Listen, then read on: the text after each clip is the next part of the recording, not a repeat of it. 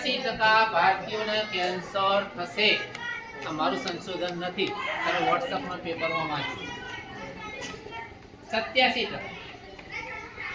આજે મને 45 દિવસ મારા મિત્ર 3 દિવસ પહેલા અમારા સ્ટાફના સાહેબ કેન્સરમાં જતા. આજે ચોથો દિવસ.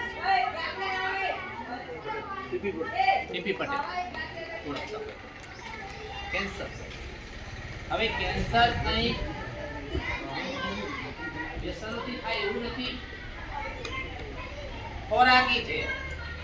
ખોરાકી ઝેર એટલે વધારે ઉત્પાદનની લાઈનમાં ખેડૂતો અત્યારે બેફામ યુરિયા અને ડીએપી નો ઉપયોગ કરે છે વધારે ઉત્પાદન લેવા માટે. એટલે 87%માં જવું હોય, 80% મેળવવી હોય તો આ ઝેર ખાજો. 80% જવું હોય 2%માં તો પ્રાકૃતિક ખેતી આપણું.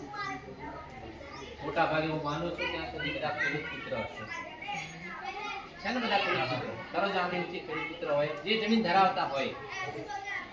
સરસ, ધન્યવાદ. ફરી તમને કહી દઉં, તમારે જે અનાજ જોઈએ, કઠોળ જોઈએ છે કે શાકભાજી જોઈએ